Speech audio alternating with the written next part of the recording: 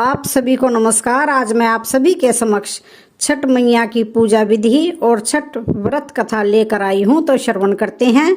छठ पर्व कार्तिक मास की अमावस्या को दिवाली मनाने के 6 दिन बाद कार्तिक शुक्ल को मनाए जाने के कारण इसे छठ कहा जाता है।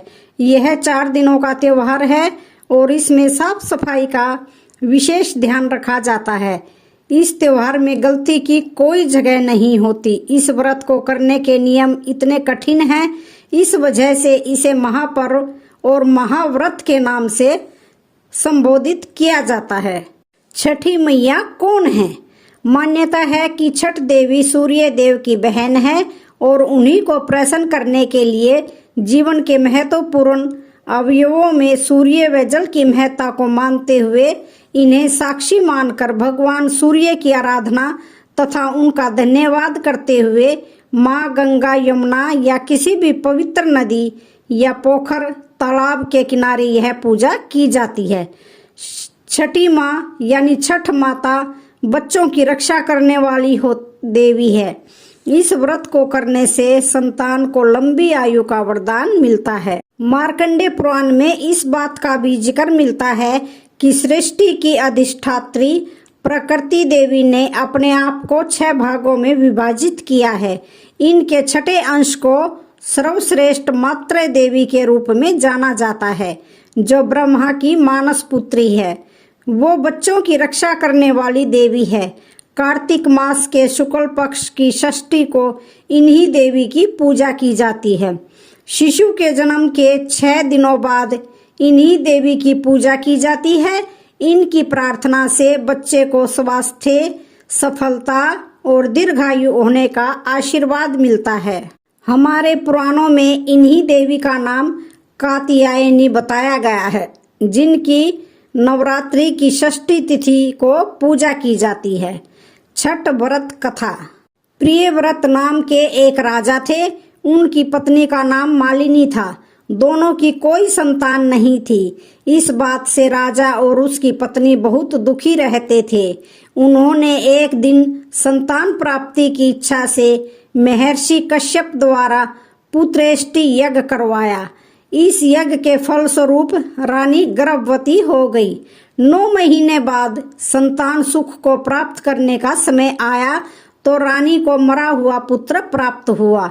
इस बात का पता चलने पर राजा को बहुत दुख हुआ। संतान शोक में वह आत्महत्या का मन बना लिया। लेकिन जैसे ही राजा ने आत्महत्या करने की कोशिश की, उनके सामने एक सुंदर देवी प्रकट हो गई। देवी ने राजा को कहा कि मैं षष्ठी देवी हूँ। मैं लोगों को पुत्र का सौभाग्य प्रदान करती हूँ। इसके अलावा जो सच्चे भाव से मेरी पूजा करता है, मैं उसके सभी प्रकार के मनोरथ को पूरा कर देती हूँ। यदि तुम मेरी पूजा करोगे तो मैं तुम्हें पुत्र रत्न प्रदान करूंगी। देवी की बातों से प्रभावित होकर राजा ने उनकी आज्ञा का पालन किया। राजा और उनकी पत्नी ने कार्तिक शुक्ल की षष्ठी तिथि के दिन देवी षष्ठी की पूरे विधि विधान से पूजा की। इस पूजा के फलस्वरूप उन्हें एक सुंदर पुत्र की प्राप्ति हुई। तभी से छठ का पावन पर्व मनाया जाने लगा। छठ व्रत की एक और कथा है। जब पांडव अपना सारा राजपाट जुए में हार गए, तब द्रौपदी ने छठ व्रत रखा। इस व्रत के प्रभाव से उसकी मनोकामनाएं पूरी हुई तथा पांडवों को राजपाट वापस मिल गया। छठ मैया की पूजा विधि। हिंदू धर्म में छठ पूजा का त्योहार बहुत ज्यादा हर्षोल्लास के साथ मनाया जाता है। ऐसी मान्यता है कि इस पूजन से विवाहित स्त्रियों का सौभाग्य बना रहता है और संतान की उन्नति के मार्ग खुलते हैं। इस पूजा का महत्व न सिर्फ बिहार में बल्कि पूरे देश में बहुत ज्यादा है और इसे मनाने के कुछ खास तरीके भी हैं। ऐसा माना जाता है कि यदि कोई महिला पूरे विधि विधान के साथ छठ की पूजा करती है तो उसके जीवन में हमेशा सौहार्द बना रहता है। छठ का पर्व कार्तिक महीने के शुक्ल पक्ष की षष्ठी तिथि को मनाया जाता है। इसे सूर्य षष्ठी के नाम से भी जाना जाता है। यह त्योहार मुख्य रूप से उत्तर भारत के राज्य बिहार, झारखंड और पूर्वी उत्तर प्रदेश में बड़े ही धूमधाम से मनाया जाता है।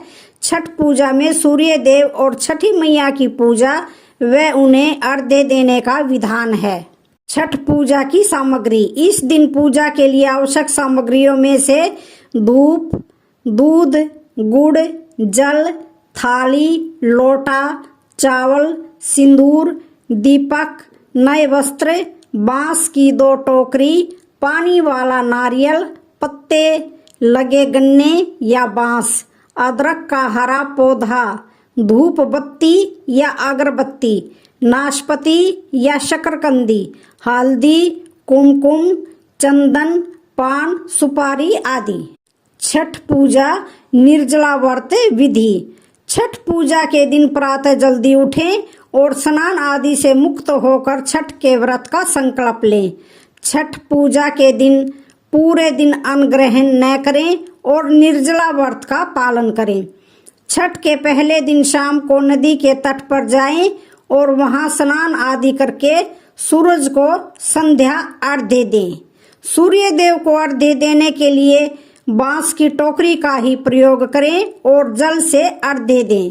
जिन टोकरियों का इस्तेमाल आप पूजा में कर रही हैं, इसमें फल, फूल, सिंदूर आदि सभी पूजा की सामग्रियां ठीक से रखें।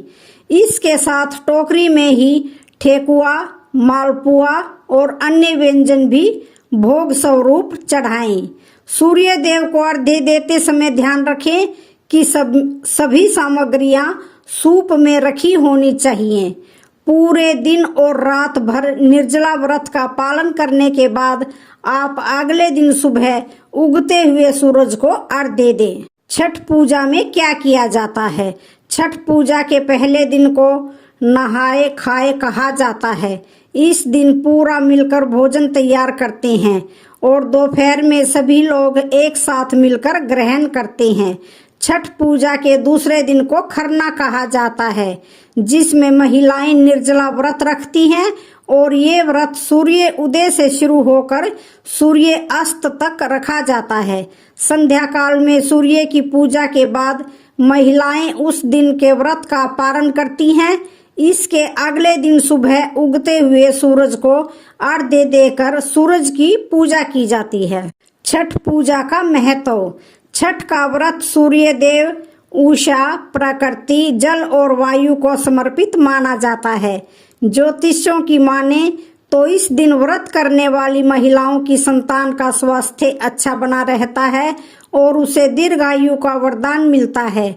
इस व्रत को करने से संतान प्राप्ति की इच्छा रखने वाली स्त्रियों को संतान सुख का आशीष मिलता है और उन पर छठ माता की कृपा दृष्टि सदैव बनी रहती है। जो महिलाएं इस व्रत को नियम से करती हैं, उनके जीवन में सदैव सुख समृद्धि बनी रहती है और समस्त मनोकामनाओं की पूर्ति होती है। ऐसी मान्यता है कि जो महिला छठ पूजा का पालन विधि विधान से करती है, उसकी सारी मनोकामनाओं की पूर्ति